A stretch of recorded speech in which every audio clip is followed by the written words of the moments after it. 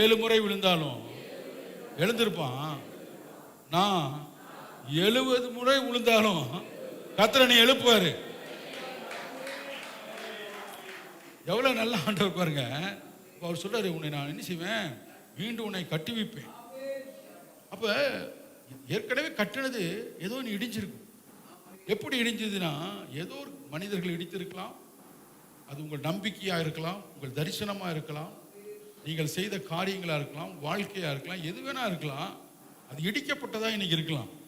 நீங்க இடிக்கப்பட்டதையே பார்த்துட்டு இருக்கீங்க. இப்படி என்னை இடிச்சிட்டாங்களே, என்னை வார்த்தையினால நொறுக்கிட்டாங்களே, பொறாமையினால என்னை இப்படி பண்ணிட்டாங்களே, என்னை இப்படி துரத்திட்டாங்களே, நான் செய்ததெல்லாம் மறந்துட்டாங்களே, இப்படி நான் ஒரு அனாதை போல நான் இருக்கிறேனே, எல்லாம் நான் கட்டினதெல்லாம் இடிஞ்சு போச்சே, நீ எப்படி கட்ட முடியும்? ஏற்கனவே கட்டினதுக்கு என் பணத்தெல்லாம் செலவு பண்ணிட்டேன், என் நேரத்தையெல்லாம் செலவு பண்ணிட்டேன், என் பலத்தையெல்லாம் செலவு பண்ணிட்டேன், காலங்களெல்லாம் போயிடுச்சு, இனிமேல் என்னால் இதை கட்ட முடியாது, இனிமேல் இதை கட்டுறதுக்கு என்கிட்ட பணம் இல்லை, இது மேலே கட்டுறதுக்கு என்கிட்ட பெலன் இல்லை, எனக்கு மேல் கட்டுறதுக்கு எனக்கு ஒத்தாசை இல்லைன்னு சொன்னீங்கன்னா, கர்த்தர் சொல்றாரு, நான் உன்னை கட்டுவேன்.